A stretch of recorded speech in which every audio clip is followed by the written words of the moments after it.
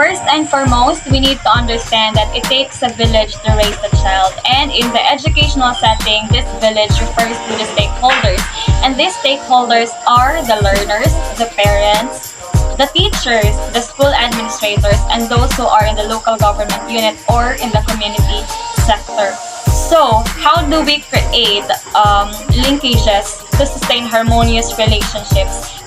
In Jose Rizal Memorial State University, we have this so-called stakeholder consultation.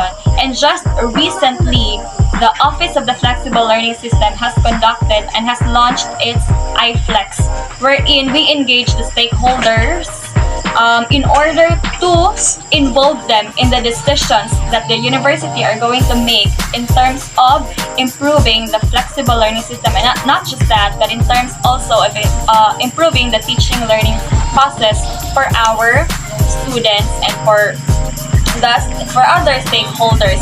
So during that time, during that activity, stakeholders from the different sectors are being invited. So we have representative from the faculty.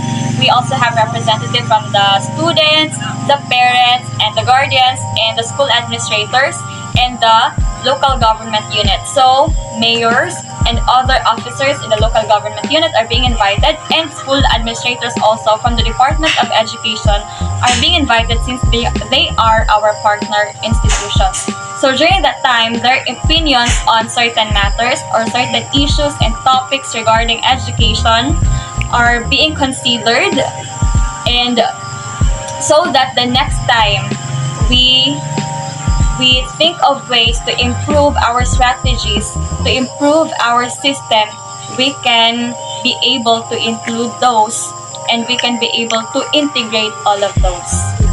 And that is our way of establishing and strengthening our relationships with other sectors. So I have two ways of establishing professional links with colleagues or other stakeholders.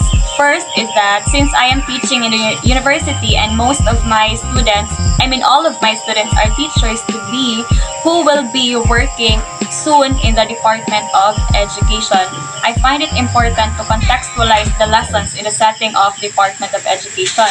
So with that, I consult or I would contact some of my friends who are working in the Department of Education to get their knowledge on certain topics that I am going to teach to my students. And number two is that organizations. So if I have contacts from other organizations that I could use to integrate in my lessons, I am going to consult them also, and the knowledge that I will get from them, I will use it so that I could be able to supplement knowledge to my students. So that is my way of creating professional links with my colleagues and other stakeholders.